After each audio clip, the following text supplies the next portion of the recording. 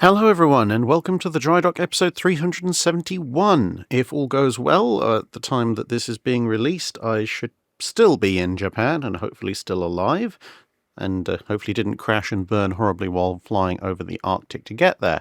So, with that said, this week the questions are taken from guides 438 and 439 on Schnellboote and the armoured cruiser SMS Rune. And then the Wednesday videos on USS Enterprise CV-6, looking at her career between Pearl Harbor and Midway, and the museum submarine USS Cod, SS-224, and then the Friday video on the Helmover torpedo, the gigantic anti-battleship remote control doomsday device that the British almost put into service. Airsky asks, were there any ships armed or planned to be armed with homing torpedoes during World War II? And if there weren't any, or a lot of them, then why?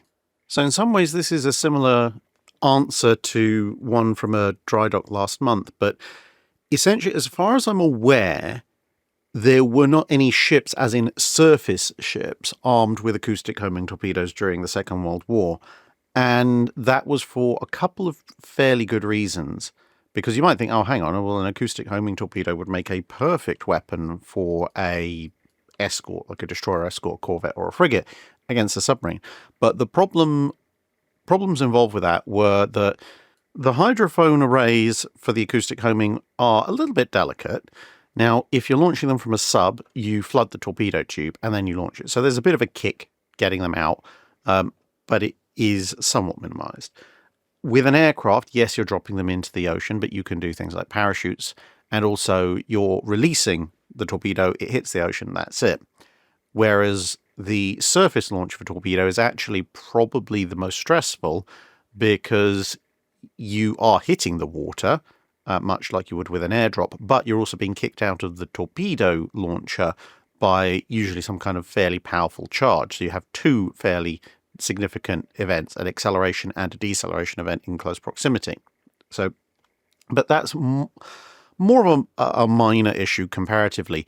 The bigger issue is that getting an acoustic homing torpedo to steer based on what it's hearing to port or starboard, i.e. if you're tracking a surface escort and depth keeping is constant, that is, relatively speaking, an easier job than having to have more acoustic sensors and a far more complex control device so that the torpedo can work out where the target is in a 3D environment if you're going after a submerged submarine and make the appropriate course adjustments there. So developing an acoustic homing torpedo that could be launched from a ship against a sub required a more advanced technology than a submarine launched torpedo that was operating purely against surface ships. Now, to be fair, that kind of 3D acoustic tracking technology did exist towards the end of the Second World War. So German second-generation acoustic homing torpedoes and things like the Mark 24 and the Mark 27 could do this. However, there was another problem, which is that the noise produced by pretty much any surface ship at the time is going to be far, far louder than the noise produced by a distant submarine. Now, from an aircraft, this isn't a problem. You drop the torpedo in the water, the only sound source in the water should be the submarine that you're hunting. If you're the submarine and you're the quieter party, then you fire the torpedo and off it goes, and hopefully it's locking onto the much louder ship.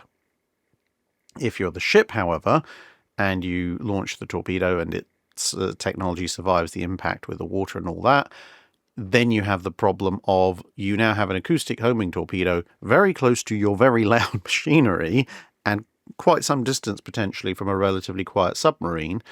There is a non-zero chance that it's just going to turn around and come back after you. And working out those kind of fail-safes took a little bit more time.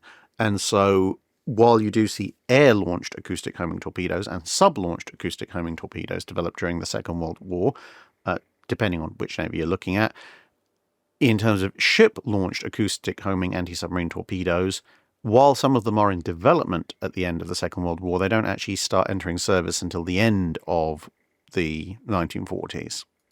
The man formerly known as Commenting Is What I Do asks, in a previous Drydock you've talked about cheap and easy upgrades to turn treaty-compliant frigates into much more capable vessels in general. Meanwhile, the Japanese were rather lackluster in this category, especially in comparison to the stuff they did with their cruisers. So what might the Japanese have built if they'd wanted to design a frigate to be treaty compliant initially, but then easily upgraded to a much more capable vessel once war broke out? I think the Japanese would have a lot more challenges in doing this than, say, the British or the Americans, because they have significantly less industrial capacity, but there's also a cultural issue. The Japanese historically didn't build that many anti-submarine escorts and sub-chasers and so forth, partly because it was viewed as a not particularly desirable command. The Bushido Code, etc., was all about attacking, and so you wanted to be on your destroyers and the cruisers and so forth, taking the fight to the enemy fleet. Plodding around on convoy escort duty and so forth was not a sign of a successful career in the Japanese Navy. And as a result, well, for various reasons, including that, they didn't build all that much in terms of anti-sub escorts.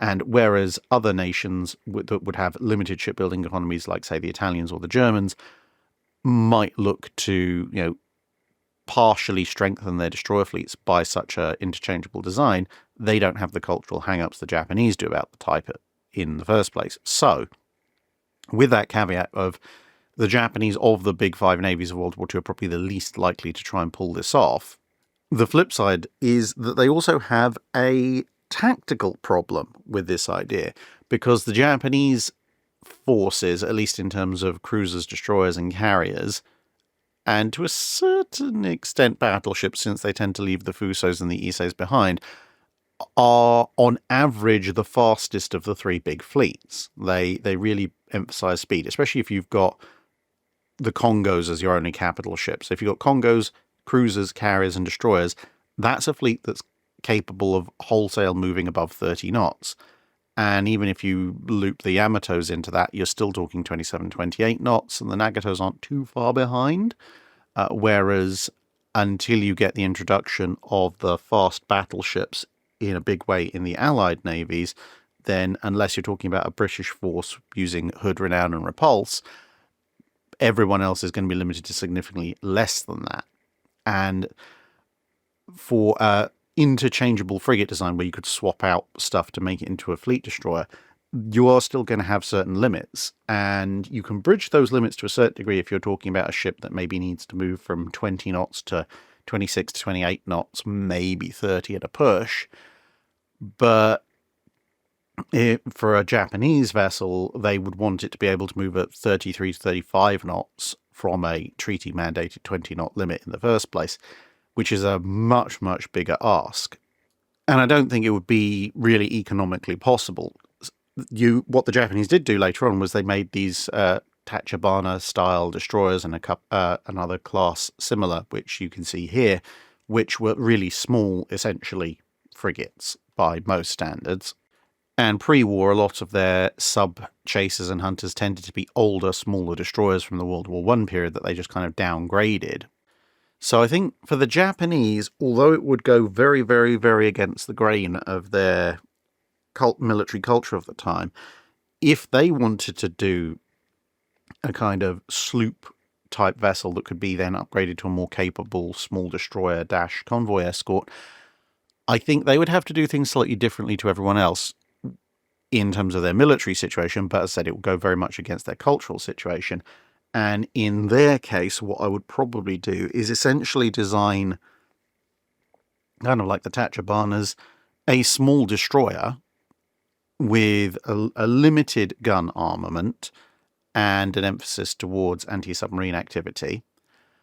But then what I would do is design it with a power plant that's capable of pushing it at least to around about 28 knots or so, give or take a little bit, in terms of what the turbines can handle, but then only install half the boilers.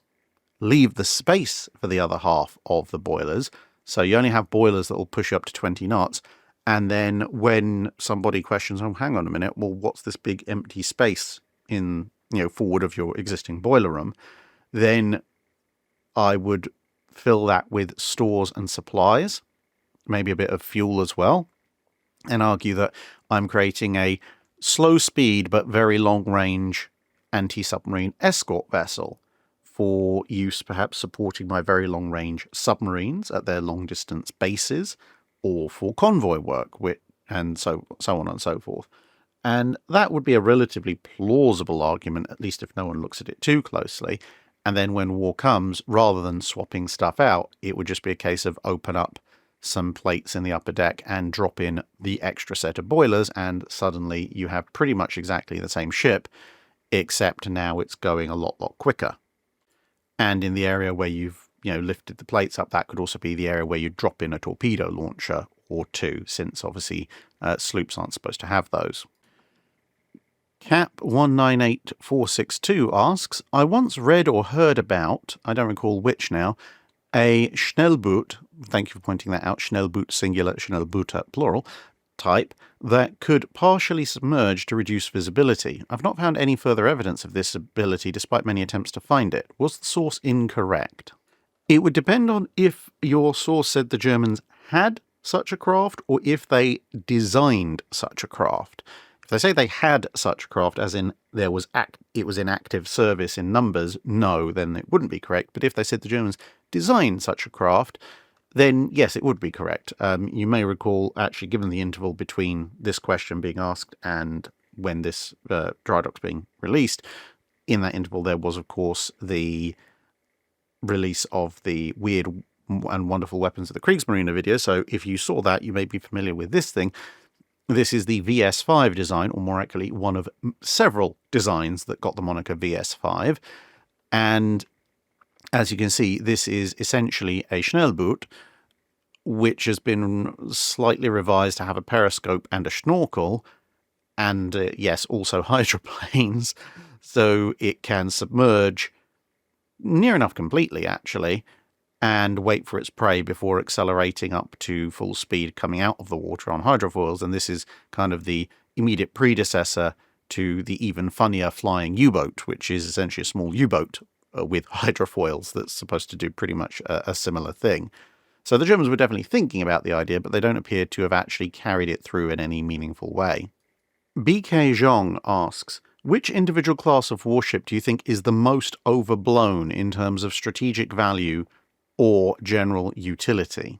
So I'm interpreting class as in a type, battleship, carrier, cruiser, destroyer, etc., rather than Iowa, King George V, Bismarck, Yamato class, etc. So in that vein, and obviously feel free to let me know in the comments if you meant an actual specific class of ship, I think it very much depends on the time period, because different classes of ships waxed and waned in their utility, and no class of ship would survive being around for a particularly long period of time in an environment as ruthless as early 20th century naval budget restrictions if they were completely useless or very overblown, period. But I do think there are times in which certain classes' utilities are completely overblown nowadays by people, looking back, or even people looking back in the immediate aftermath of a war.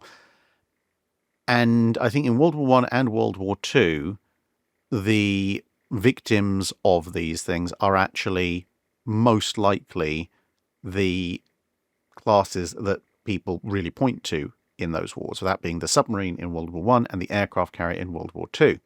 Because in those wars, obviously, they demonstrate their utility and their lethality. So, it's possible to overblow them in those conflicts, but it's a relatively difficult job. But what I tend to find is that quite often people will then massively overblow what those craft were capable of before those conflicts. So people are like, oh, well, clearly the Royal Navy was completely behind the times in World War I because they didn't appreciate the threat of submarines. And then you go, hang on a minute, well, in the abstract, looking at how dangerous the U-boats turned out to be, yes, you can see the argument for that. However, when you look at submarines, 10 years before World War I, the submarine was a glorified underwater harbour defence torpedo boat. It had basically zero utility outside of that role because the submarines, like the advanced Holland types and so forth, had an incredibly short range, one or two torpedoes at most, and an underwater speed that meant a particularly strong current could just sweep them away. You can see why no one was particularly worried about those kinds of things patrolling and marauding on the high seas. What happens between 1903, 1904, and 1914 is incredibly rapid technological evolution that means that by the start of World War I, submarines can actually range out, if not necessarily into the deep ocean, at least into places like the North Sea and the Western Approaches, with multiple torpedoes. They can spend time on station. They've got periscopes. Their underwater speed is such they can actually decide where they want to go rather than where the sea wants to take them. And in terms of the developmental cycle of this is a threat, we need to find a counter to this threat, which in that time period usually is a few years. Quite simply, World War I happens just at the cusp of where submarines are truly becoming a threat, but just before everybody's actually figured out just how much of a threat. And to be honest, I mean, in the course of the First World War, you get the development of everything from hydrophones to basic acoustic homing to underwater hunter-killer submarines, depth charges, etc., etc. The development of counter-submarine technology happens pretty darn quickly. It's just that the submarines as an actual threat basically pop up right before the war starts, almost giving you no time to react. And similarly with aircraft carriers, I think aircraft carriers, they are obviously a threat pre-war. Everyone is looking at the interwar period of what can you do with aircraft carriers, but pretty much all the exercises in terms of both their reliability of hitting, the reliability of the aircraft, when you can operate them, how far they can go, what kind of payload they can bring to bear, etc., etc. Almost everybody, in fact, everybody who's operating significant size aircraft carriers, so Britain, Japan, and the US, they all agree during most of the interwar period that the aircraft carrier is a useful ancillary. Yes, it can do a lot of damage, but for the most part, it can cripple or slow down. They are not decisive weapons in and of themselves because they simply don't have the capability to do so. But again, in the late 1930s, you have a combination of aircraft carrier building programs, which increase the size of both the size of the carriers themselves and the size of the carrier fleets, which in turn means far more aircraft can be brought to bear. Plus, the aircraft go through a massive technological development, which means they can fly further, they can fly faster, they can carry heavier ordnance, and so on and so forth. And so the aircraft carrier of 1941, 1942 can operate, in theory, alongside 3, 4, 5 siblings, something that wasn't possible 5, 6 years earlier, and the aircraft themselves are far, far, far more lethal. If you had a World War II redux in 1935, there'd be far, far fewer aircraft carriers out there, and their aircraft would be far, far less capable, and as a result, their effectiveness would be massively decreased. And so, kind of like the U-boats, yes, aircraft carriers are a massive threat in World War II, but they only really become a threat in and of themselves, being able to play on a top-tier playing field as opposed to a very useful support vessel, right towards the end of the 1930s and beginning of the 1940s, which again is an unfortunate set of timings for people who have, planned an entire interwar naval career based around the previous certainty that carriers are an ancillary, not a main capital unit. Hilariously appropriately enough, coming in at timestamp 1914, the man formerly known as Commenting Is What I Do asked, you talked at length about how awful and inefficient World War II German cruisers were, especially in comparison to their contemporaries. How do the World War I German armoured cruisers stack up against their contemporaries in the Entente navies? Are they just as bad, or is it a much more even comparison? German Imperial Navy designs are generally far more efficient and, kind of in the top tier along with the other major navies in the run-up to and into World War I. There are strengths and weaknesses to their designs, much the same as there are strengths and weaknesses to other designs, and maybe at some point I'll do a longer video talking about maybe a comparison between American, Japanese, German, and British designs, maybe throwing the Italians and the French for good measure, in the run-up to World War I and compare and contrast, but they're a lot more competitive. So, for example, if we take the last generation of proper armoured cruisers as opposed to Blucher, so that is the Scharnhorst class for the Germans and the Minotaur class for the British. The lead ships are laid down at roughly the same time, and you look at an approximate on-paper comparison. Armour protection is very similar in terms of maximum thicknesses for both vessels. Speed is also very similar for both vessels. The British ship does displace slightly more and has a slightly longer range and is a fraction faster, but not hugely.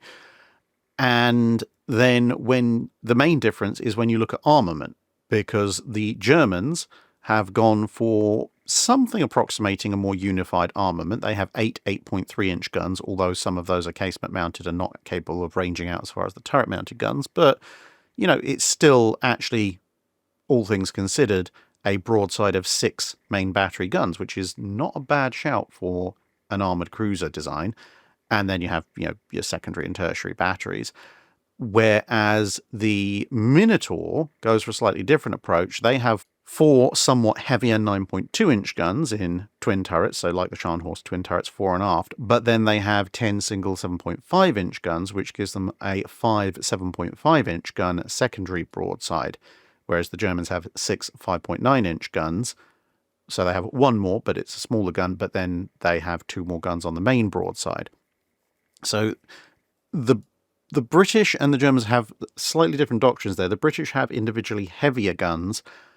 I think the Germans are probably more onto a slightly better layout. So I think, you know, if I was designing the Minotaurs, while I'm not particularly thrilled about the casement mountings, the idea of perhaps having more 9.2-inch guns and then a much smaller caliber for the secondary guns, I think is probably the better of the two, all things considered.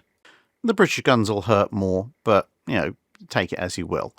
And then if we step back one for the previous generation of German armoured cruiser, the Rune class, of which the York you can see here, and the British armoured cruiser that's laid down around about the same time, which would be the Devonshire class. This time they're very close in displacement. They have very similar speeds. The Devonshires are somewhat better protected. I will mark against the Runes the fact that their belt is really not particularly well protected against contemporary armoured cruiser firepower, but the gun armament of the Runes is very similar to an awful lot of armoured cruisers. You know, you've got heavy guns fore and aft and then a secondary battery, but in the Runes case you've got 4 8.3-inch guns in twin turrets fore and aft, which is the better layout, I think, compared to the average armoured cruiser, which tends to have either 1 big gun fore and aft or 2 very slightly smaller guns fore and aft. I think the twin giving you a 4-gun broadside is a better choice. And then you have your 10 5.9-inch guns giving you a 5-gun secondary broadside.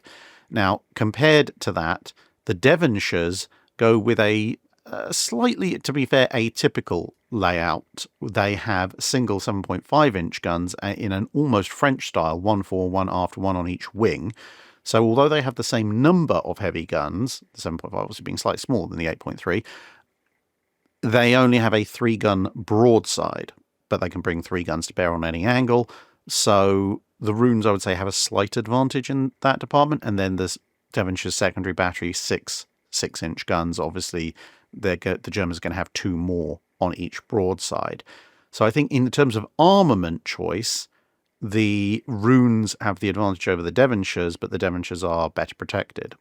And this kind of continues back through, and obviously you could do comparisons with French armoured cruisers or American armoured cruisers and so forth, but broadly speaking, German armoured cruisers are competitive on a 1v1 basis with ships that are laid down at roughly the same time. But, of course, as with any broad comparison of pre-World War I designs, there are certain design choices which they make which are you could consider better, and there are certain design choices that they make that you could consider worse, which is always going to happen because otherwise you just end up with everybody building exactly the same ship. Almirante Brown asks, you mentioned in your 5-minute guide about the Schnellbooter that Germany considered equipping an armed merchant raider with at least one small S-boat. Under what tactical situations would it be worthwhile to load 1 or 2 small S-boats on an armed merchant raider? How could the German ship disguise these small vessels so as not to attract attention to itself? Well, you could either stash them in the cargo hold or put them on deck but put some canvas tarp over the top so that they just look like ship's boats. And they did actually deploy a handful of them. They were called, and apologies to any German speakers, I believe it's leichte Schnellboote, which literally just means light Schnellboote. And Schnellboote obviously is fast boats. This is LS3, by the way. And this was actually actively deployed aboard the Cormoran, the one that was sunk and sank, HMAS Sydney. Now, only a handful of the LS boats actually went out to sea, one with the Comet, one with the Cormoran, and one with the Michael, I believe, with varying degrees of success.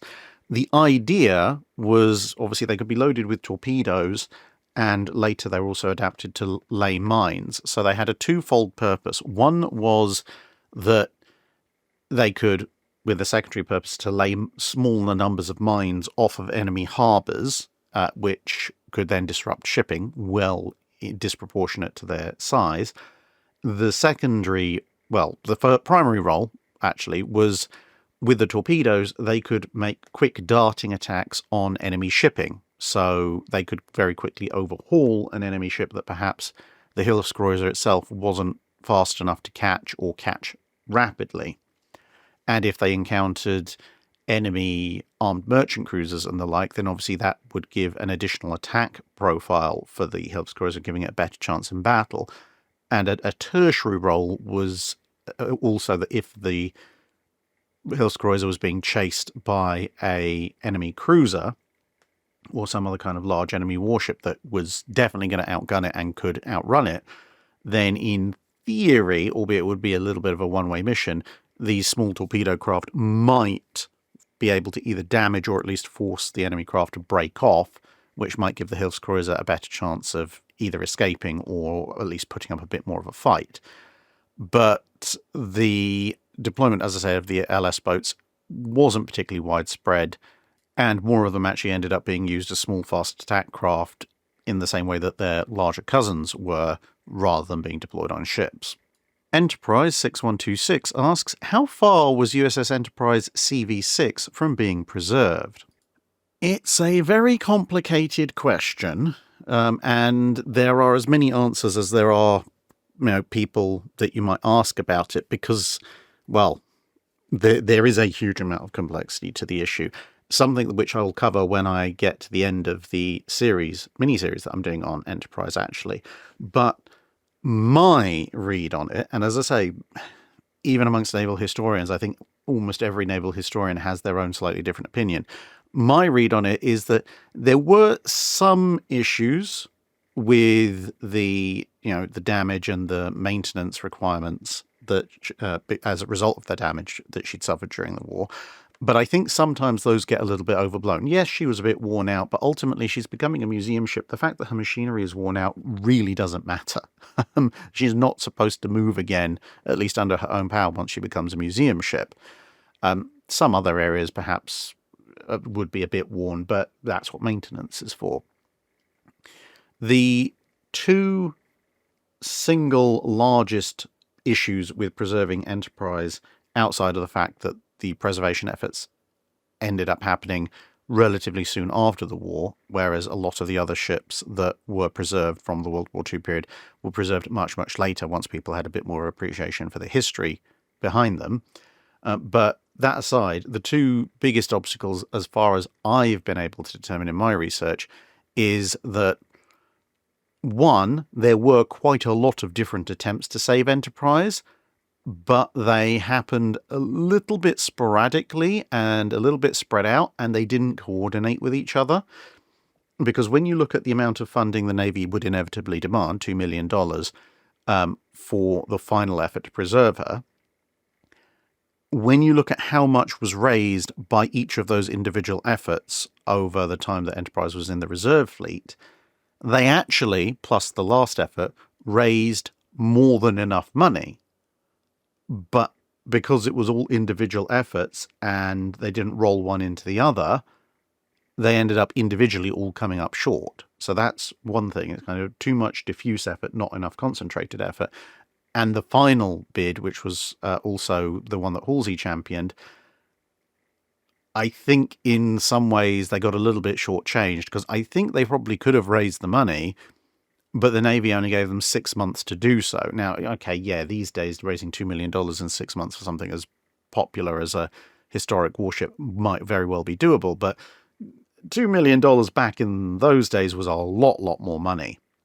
And I think if the Navy had said, look, next year, as in within a 12-month period or 18 months maybe even, we're going to have to scrap Enterprise, and the last Enterprise Association had that 12 to 18 months to raise the funds, I think they probably could have done it. But they were given such short notice that by the time they got themselves organised and started to fundraise, it was almost too late. So, yeah, I think that was a little bit unfair, all things considered. Brendan Buersdorf asks, did any submarines use more than 2 shafts, or were they limited strictly by their small size? There have been a few 3-shaft submarine designs over the years. This is a J-class submarine, for example, over in Australia. It's a British sub, but then they sold them to the Australians, and one of them's actually, as I covered previously, still present as a wreck over in Melbourne. But as you can see here, you can see the port outer shaft, the centerline shaft, and obviously the starboard one's hiding on the other side of the hull. So this is a 3-shaft sub. I'm not aware of any 4-shaft submarines, but there have been various attempts at 3-shaft vessels at various points, mostly due to limitations in propulsion technology versus the speed or endurance that the submarine is trying to achieve. And obviously, they tend to show up on bigger subs. But by and large, 2 or single shaft propulsion is by far the most common. Partly, at least in the time period the channel covers, due to simple size constraints, how many engines you can actually get in the pressure hull and so on and so forth. These days it's more to do with power output and a few other factors, which, there's a few reasons why you tend to have single shaft designs on modern nuclear attack subs. Some of them are more obvious and some of them are less so, shall we say. Brian Cox asks, did the Soviets know about the Helmover torpedo? It seems like the progenitor of the Russian nuclear-powered long-loiter torpedo that was designed to destroy entire harbours. I'm not sure. I mean, obviously the Russians aren't telling me anything, but on the one hand, you can see an argument for it being an independently developed technology. I mean, stuff like the Kai-10 and the various German efforts for human guided torpedo units did involve building some kind of device that was larger than a torpedo but smaller than a true miniature submarine, i.e. a very, very large torpedo-shaped object, which the Helmover, to a certain degree, also is. So there's a certain degree of what you might call convergent evolution potential going on. However, it is also possible that the Russians at some point may have twigged to what exactly the British were doing. And that might seem unlikely given that the British themselves generally seem to have forgotten about the poor old thing until much later on in the Cold War period, when historians were like, what's this weird model that's sitting on a shelf in a back warehouse or something? But at the same time, you do have to remember that there were a number of notable Soviet spies in, well, most of the Allied powers, Britain included, during World War II and in the early Cold War period. And if there were later on in the Cold War period, we probably won't know about them until much later down the line, but definitely in the time period when the Helmover was being developed. And so while the British seem to have largely forgotten about the technology by the end of the 1940s, it's entirely possible that either someone on or related to the Helmover torpedo development program may have heard about it and gotten information for it and passed it over to the Russians, or some Russian spy whose cover was an archivist or something managed to dig something up and send that over. Obviously, without access to the Russian security files, we're not going to necessarily know, but it's not entirely implausible. Orion Taylor asks, presumably Rodney and Nelson were fervently asking to be refitted to carry Helmovers, just in case Tirpitz and Scharnhorst came out to play. Well, I don't know about the battleship specifically, but, well, Rodney kind of proven she would be more than capable of dealing with a Bismarck in any case. However, it's not quite as insane a situation as it might sound, because, well, here's a diagram I showed in the video. Now, at the bottom, you have a standard 21-inch torpedo, as used by submarines or most surface ships. Now, of course, Nelson and Rodney had 24-inch torpedoes, which are somewhat larger. Then at the top, you have the as-planned Helmover, which is a considerably larger weapon. But then you'll notice in the middle, you have the even long version of the Helmover. And whereas the top version was the one that was designed to be dropped from a Lancaster bomber, the middle version, I briefly mentioned in the video, was actually a separate design that they came up with, which could be, ostensibly at least, surface launched. Now, what exactly we're going to surface launch it from is an interesting question, because, as I say, refer back to the 21-inch torpedo. Now look at a regular destroyer and look at how much of the beam the torpedo launchers take up when they're turned port to starboard. This surface ship launched Helmover is actually longer than most destroyers are wide, so you're definitely not mounting it on that kind of stuff. I think at best, if you were going to launch it from a destroyer, you would either have it towed behind you for some kind of specialist mission, or you'd have it in port and starboard launch cradles, much like very early torpedo boats and PT boats did. But even then, that's a hefty old weight to be sticking on a destroyer. So it could be done, certainly, but perhaps for specialist attack missions. But if this thing did come to fruition, then in theory, you might be better off actually launching this from larger scale vessels like cruisers and capital ships. Quite how you'd end up doing that would be another question. You'd probably still have to be doing some kind of side launch cradle, but it wouldn't be quite as absurd a situation as strapping a couple of these to a dinky little destroyer. But weirdly enough, I think if the design had come about just a fraction earlier, or development had been done a fraction faster, I can actually see someone arguing for the ship-mounted version to be equipped on battleships, purely because, obviously, the ultra-long range of the Helmover is one thing, but I can see an argument where somebody would turn around and go, okay, in a straight-up battleship fight, there is obviously the chance of a rogue shell doing horrible things, like what happened with Hood. But if we have a couple of these things strapped to the ship, then when we have the first indication that the enemy battleship is present, as masts come over the horizon, we know it's definitely a battleship, but before gunfire is enjoined, we launch these things. We also launch the ship's float planes, because battleships tend to have more than one before they're removed towards the end of the war.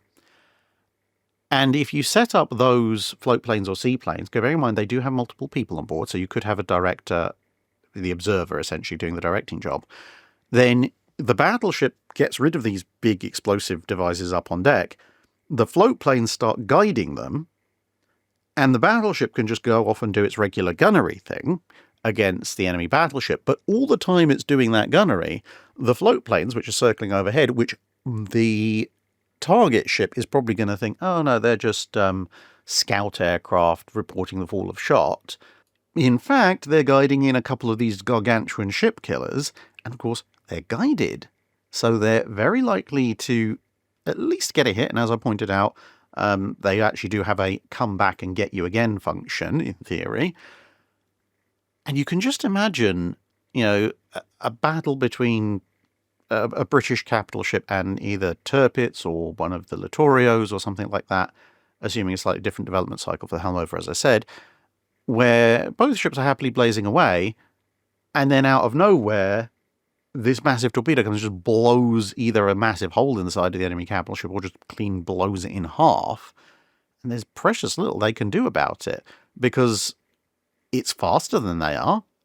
And yes, you might be thinking, oh, we're sacrificing the massive range of the Helmover. But the fact is, with the extremely long range of the Helmover, it means that during the engagement, the Helmover can quite easily run at maximum speed to overhaul and close the distance, even over a 15, 20-mile gunnery range.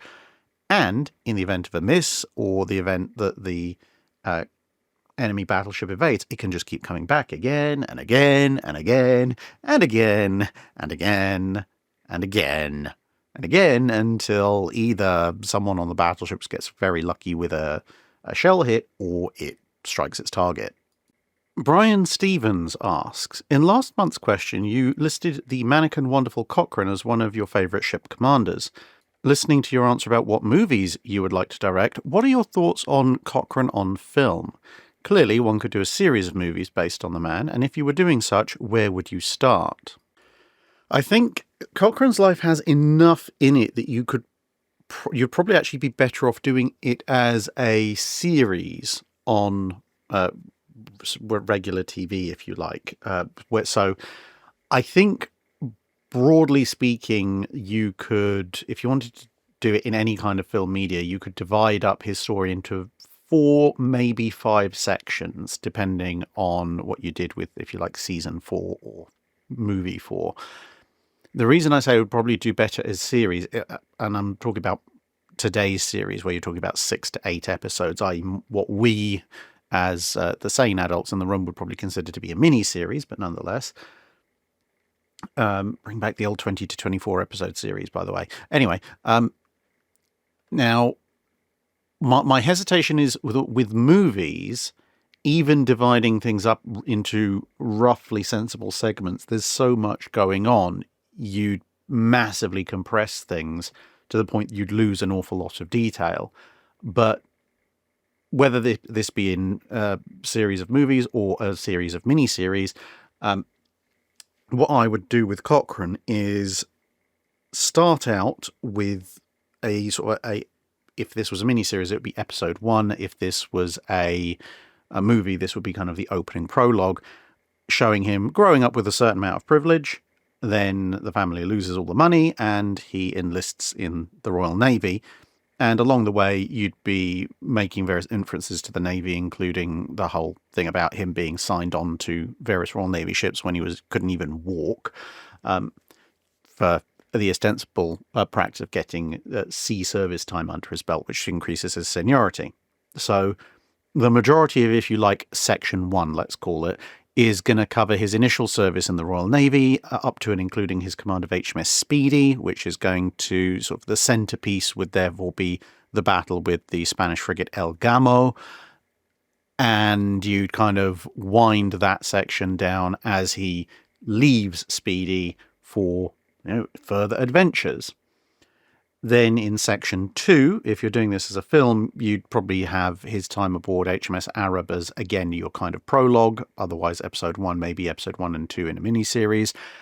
And then the rest of Section 2 would focus on his time aboard Imperieuse and essentially the rest of his Napoleonic Wars career against, obviously, first the French and the Spanish, and then later just the French. Then we move on to Section 3, and this is where perhaps you begin to maybe diverge things a bit. If this was a movie, you'd make his political career and then his involvement in the whole stock exchange shenanigans probably the first 5 to 10 minutes. So maybe his political bit would be the prologue, the stock exchange issue would be the first part of Act 1, and then the second part of Act 1 would be him being recruited to serve in the Chilean Navy. If you were doing a miniseries, that would kind of be Episode 1 and Episode 2. And then the rest of Section 3 would be focusing on his service with the Chilean Navy.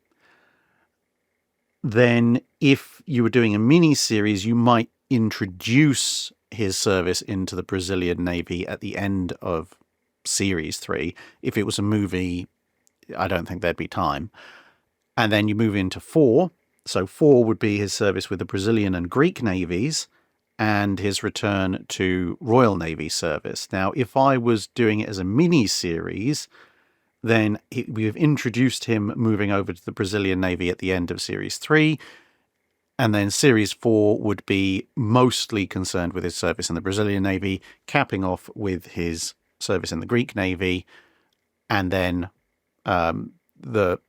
sort of finishing off with him saying, okay, now it's time to return home.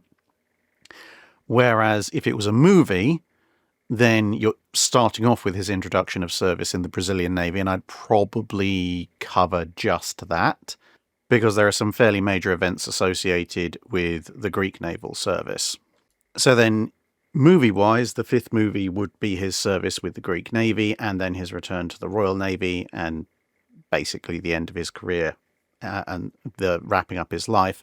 Whereas if it was a mini-series, then the mini-series 5 would focus on, well, obviously because you'd wrap up the Greek Navy stuff in 4, you'd then focus on his return to the Royal Navy, the shenanigans surrounding possibly putting him into the Crimean War, and then his eventual death.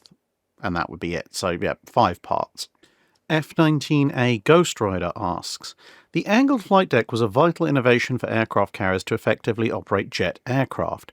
If someone in the right position had thought of the angled flight deck during the interwar period, would it have been valuable for World War II era carriers or aircraft?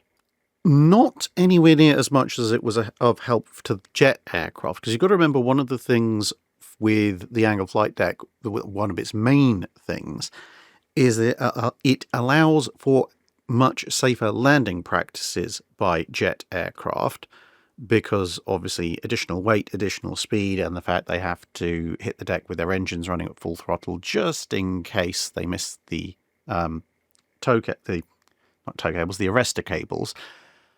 And that's what the angled flight deck helps, because then if they do have to go jetting off into the sunset, well, they have a clear run away without having to have the entire flight deck cleared. Whereas with prop aircraft, if they miss the cables, well, that's what nets are for. It's just that usually, well, at least at the time, the nets wouldn't be strong enough to catch a jet aircraft going full bore down the flight deck if it had missed the cabling. I don't know what they're like nowadays. I mean, I know they have the emergency crash nets, but as far as I understand them, emergency crash nets on carriers these days are used for things like aircraft coming in, doing wheels up landings and stuff like that, not just deployed to catch aircraft that will be barreling along at a couple of 100 miles an hour. The other thing which the angled flight deck was paired with was, of course, the advent of aircraft catapults, which allowed you to fling aircraft off a relatively short section of the forward flight deck. So not only were landing operations safer, you could also theoretically conduct takeoff and landing operations at the same time without much risk. Whereas with straight deck carriers, for obvious reasons, that's not exactly ideal. With prop aircraft, as most of those issues kind of go away, but there would be a few small advantages to having an angled flight deck carrier in the Second World War. Firstly, it's a little bit of additional deck space, so especially if you're an American carrier, you can carry even more aircraft, and heck, even a British carrier in the latter stages of the war can fit more aircraft. But I think where you'd probably see most of the advantage would be in terms of speed of launch, because if you've seen videos of flight operations on Essex-class carriers, for example, because we're using those as an example here, then you stream aircraft off of the bow, and eventually as you get further and further back, the more heavily laden aircraft get to go as well. Now, in this circumstance, with the angled flight deck, what you could see is that some of the more lightly loaded aircraft, usually fighters and stuff, could launch off of the angle as well as off of the bow. So that would help you clear out your fighters much faster than you would do historically, and maybe even some of your strike aircraft if they're not completely laden down. So that would help you get your air group in the air considerably faster. It could also allow, if you're not doing a full deck load strike, for a slightly better ready response to be held while you're launching aircraft for regular flight operations. Because let's say you're only planning to launch a dozen or 24 aircraft, but obviously there's a possibility of enemy air attack or kamikazes, etc. Well, in that case, you could have half a dozen fighters right at the back while you're sending off all your other aircraft off of the bow. And because you're not doing full deck load strike, there is actually a clear path along the angle part of the flight deck. So if suddenly, air raid warning, incoming enemy aircraft, whether they be kamikazes or regular bombers, you can theoretically actually still continue launching your strike aircraft, but you can immediately get additional aircraft for your combat air patrol off instead of having to worry about being caught short. And although landing prop-driven aircraft on the angle part of the flight deck might be a little bit harder to pull off, or you might have to change course slightly compared to normal straight deck operations, it might slightly reduce your attrition of aircraft, because even if you have the nets up or whatever, as you'll be well aware from various films from the period, aircraft can and do bounce over the nets or crash over the side, etc. If everyone's landing on the angled flight deck, then in the event of an aircraft floating over the nets, instead of then potentially pancaking into a bunch of aircraft parked forward of the nets or the island, in theory, they would sail over and presumably over the end of the angled flight deck into the water, which would do less damage to the ship and the rest of the air group. And at the same time, generally speaking, if they're bouncing over the edge and just sailing over the edge of an angled flight deck rather than scraping down the side of the actual carrier hull, then whatever pilots do end up in the drink that way are going to end up in the drink a little bit further out from the carrier, so there's less chance of the aircraft and the pilots being sucked into the screws as the carrier progresses onwards. So overall might also improve flight safety, but these would be small improvements compared to the massive improvement that you get for jet aircraft. Andrew Kirshenman asks, would having the King George V's doing shore bombardment with their larger bursting charges have been beneficial against the caves and fortified positions in some of the bloodiest Japanese island battles?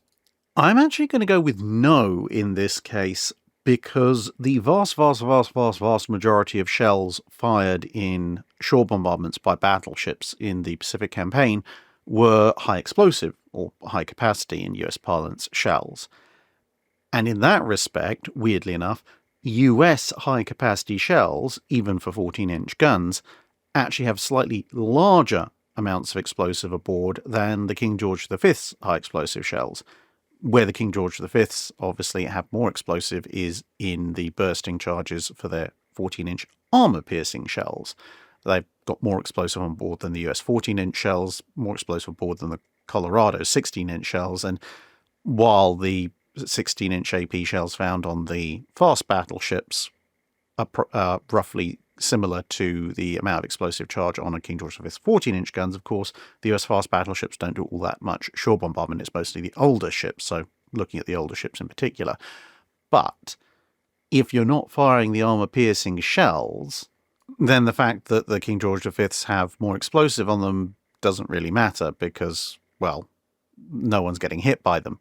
Now, in the event that you have a theoretical situation where battleships are getting close enough to, with reasonable degrees of accuracy, actually hit some of these caves and bunkers and so forth, maybe bore sighting in at almost point blank, in that circumstance, then yes, the King George V shells would be considerably more useful because, well, their armor-piercing capacity is more than enough, as would be the US 14-inch and Colorado 16-inch shells as well, but then when they explode with more force, thus they will do more damage. But that's a circumstance that, as far as I'm aware, didn't really occur in the Pacific in part of the invasions, although if it had come down to a land invasion of Japan, maybe there would have been some up-close and personal main gun action by battleships.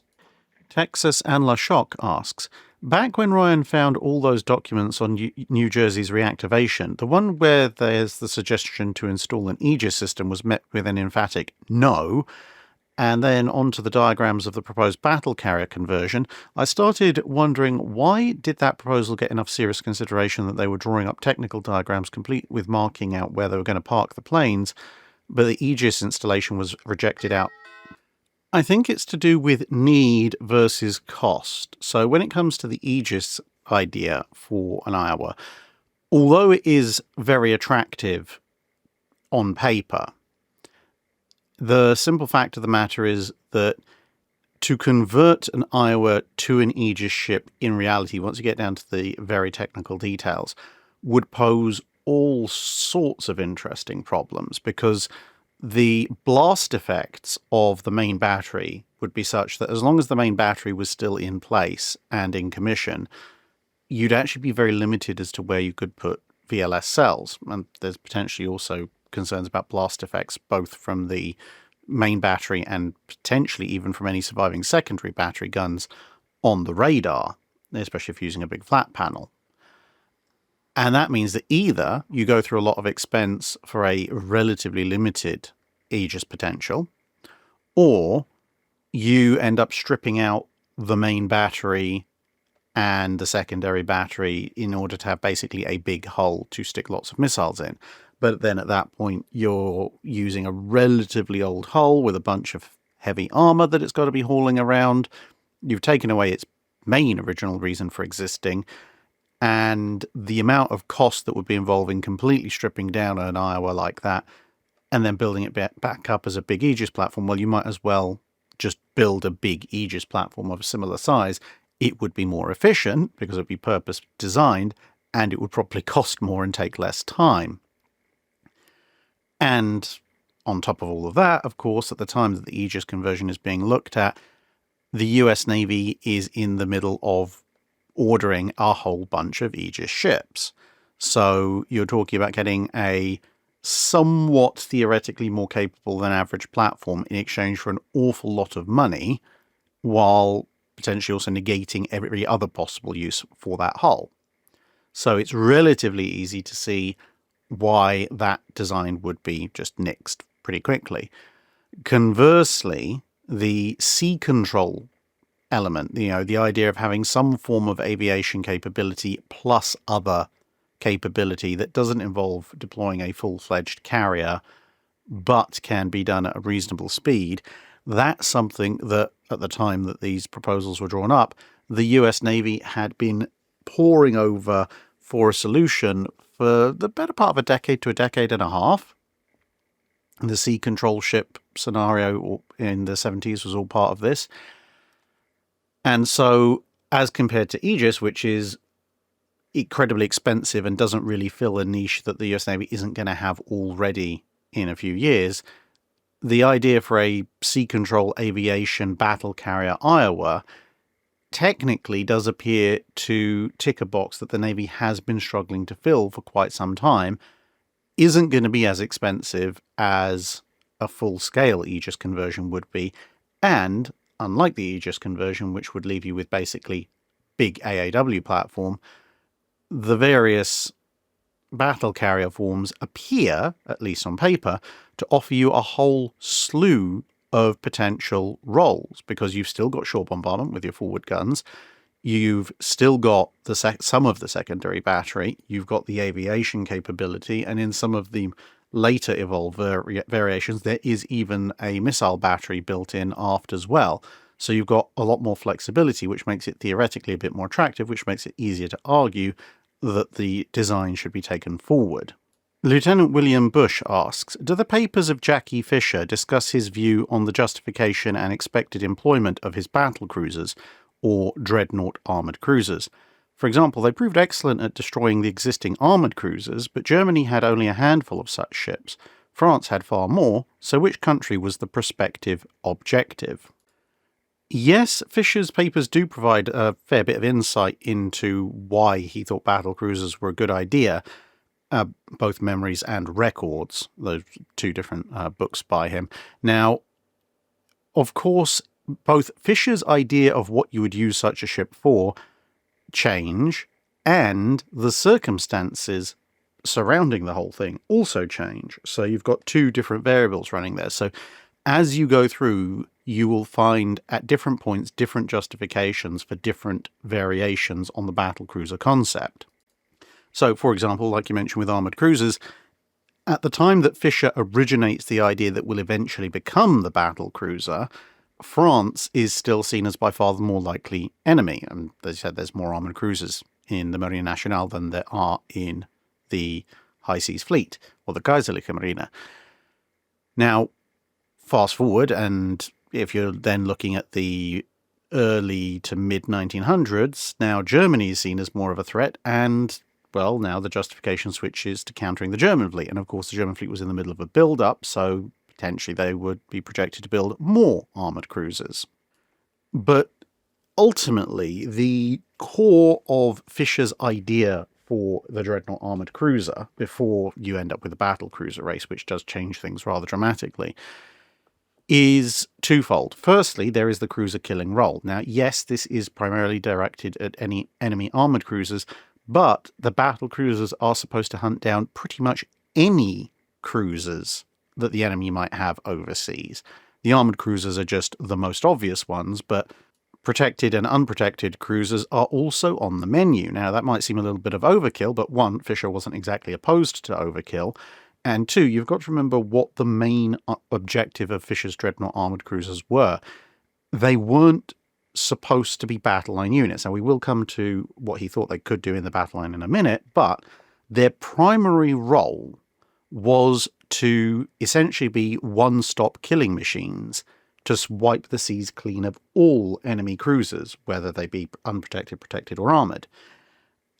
And that would allow, in theory, a handful of battle cruisers deployed across the planet to secure British shipping, which meant that the huge numbers of unprotected, protected, and armoured cruisers that the British typically had overseas, along with a few pre-dreadnoughts and so forth, could all be recalled to Britain to form a big battle fleet. And the cruisers, of course, then would become the fleet screen, both to protect it against enemy scouting and torpedo attacks, and to scout the enemy.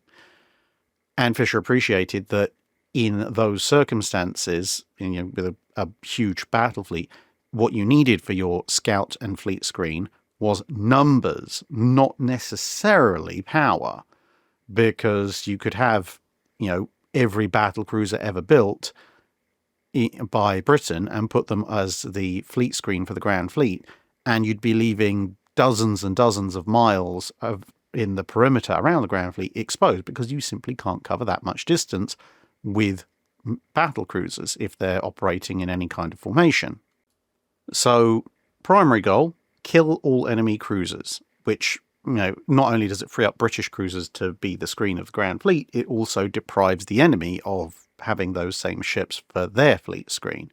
Now, in theory, this could mean that your decisive naval engagement could take place in the first few months of the war while the battle cruisers are busily hoovering up all the enemy cruisers overseas, and thus the battle cruisers will never see a single glint of fleet action. But the British will win an overwhelming victory because, well, they have a huge fleet screen and the enemy doesn't, courtesy of the battle cruisers, which will then put the superior British fleet in a position to destroy the enemy battle fleet. So far, so good. But then, obviously, you get a potential scenario where the battle cruisers have finished their job and the enemy fleet still hasn't been brought to bear. Well, now you might as well bring your battle cruisers back to your fleet. And here they have two roles. Firstly is just a continuation of their overseas role, which is to kill enemy cruisers. So you put them as a sort of a backup or a leavening to your fleet screen. They, in theory, assuming the enemy doesn't have their own battle cruisers, can level the enemy's fleet screen very, very quickly, thus giving you, again, a scouting advantage and the enemy a disadvantage knowing what you're doing. And then once battle is joined, Fisher does advocate in this scenario for battle cruisers to have a place in a fleet action, but that is different from having a place in the battle line. He does not think that Dreadnought armoured cruisers should be fighting in the British battle line, as in they should just be a part of the standard gun line. He does think they should be near at the front of the fleet, but he thinks they should be acting as a fast squadron of the fleet. So the objective there is for this fast unit of battlecruisers to get well ahead of the enemy fleet, i.e. not be engaged by them, because we're assuming that the two main battleship-based fleets are slugging it out, and then the battlecruisers will hook around and cross the T of the enemy fleet. Now, the enemy leading ships will, at that point, be being engaged by the British battle line's leading ships. So what you're effectively doing is adding more 12-inch gunfire onto the head of the enemy formation, which they can't really reply to, because if they maneuver or alter their guns' bearing to engage the battlecruisers, they are now no longer engaging their opposite numbers in the British battle line, who presumably have had more time to zero in on the range, and thus they'll get battered and destroyed. Conversely, obviously, if they keep engaging the British battleships, then the battlecruisers crossing the T will engage and destroy them, which is a catch-22, which is the whole point of Fisher's tactic. But they're not really supposed to be fired on, because yes, other nations do have armoured cruisers as part of their battle line, but the Royal Navy is big enough and mean enough it doesn't need to. And so while they might be fired on, Fisher isn't especially expecting them to be. Of course, again, this is in a context where the enemy doesn't have battle cruisers. The other role that he has for them is that in the event that the enemy is broken and fleeing, which of course Fisher expects to happen, then with their superior speed, the battle cruisers can run down a presumably defeated and badly damaged enemy, who again is unlikely to be able to fire back, or at least fire back accurately, and either continue to maul and finish off crippled ships, or further damage and slow other vessels in order for the chasing British battle fleet behind to catch up and finish them off. So, yes, Fisher does have a battle fleet role for his battle cruisers, but the vast majority of what he imagines them doing doesn't involve them getting shot at by battleship-grade firepower. E.K. Bellinger asks, the more I read about Captain Miles Browning, the more noxious the man sounds. Why did Halsey cover for him, and why did it take a sailor drowning on Browning's watch to get rid of him? I think in a lot of ways, Browning reminded Halsey of himself, and you can see certain parallels. Both are very air-minded, and bear in mind that, all through World War II, but especially in the first half of American involvement in World War II, there is a definite split between surface-minded and air-minded admirals and captains, and Halsey's staff is understandably it's stocked by Halsey with air-minded officers, Browning being one of them. And so I think there was to a certain degree, Halsey was worried that if Browning is moved away from his staff, then he may be replaced by somebody who is less air-minded. Also, Browning's incredibly aggressive. Now, I've often said that Halsey is the perfect admiral for the US Navy at the start of their involvement in World War II, where they need someone with a huge amount of aggression to encourage them to get up and go and hit the enemy as hard as possible. But Halsey is perhaps not the best admiral for the US Navy to have in charge towards the end of the war, when a little bit more consideration is sometimes needed. Browning kind of is very similar to Halsey in that regard, but turned up to 11. He is almost insanely aggressive, but I think where he starts to drift from Halsey in that element of things is that as the war goes on, Browning basically not only ratchets the aggression up to 11, but he also refuses to listen to anyone who tells him anything different. And that goes from everything from what tactics you should use on a high level, all the way down to things like, well, the manufacturer says this aircraft can do this, therefore you must do it this way, otherwise you're doing it wrong, even when the manufacturer's claims are clearly wrong. So I think because of the initial similarities in terms of air-minded aggression, Halsey is trying to keep Browning on staff as much as possible, but obviously eventually can't do that. And then, as it turns out, Browning is a little bit of a one-trick pony. Objectively, he's already shown significant weaknesses, but then when he's moved over to command of the Hornet that's preserved at the moment, aka CV-12, his faults and general unsuitability for command tend to show themselves even more. And then, by the time he does get removed, he's made so many enemies that all it takes is one slip up to get him taken off. And the thing is, basically, the only thing that's holding him on until that point is the recommendations and so forth that are on his record from Halsey. If he hadn't had such a strong backer for his historical conduct, I think he would have been gone a lot sooner. And so Browning, much like Beatty, I think, is a man promoted beyond his capabilities. In Browning's case, I think he would have made a reasonable executive officer, playing, good cop, bad cop, with the captain being the good cop. He might have also made a decent aviator, maybe not a carrier air group commander, but maybe a squadron leader, very sort of hard-hitting, hard-pushing squadron leader. But I think that was his level of competence. When it comes to actually commanding a ship, or a very large body of men, or indeed planning anything other than berserk attack mode, it's not what he is actually good at, and it shows. And that wraps us up for this week. Thank you very much for listening, everybody. Hope you're doing well, and hope to see you again in another video at some point soon. Bye for now.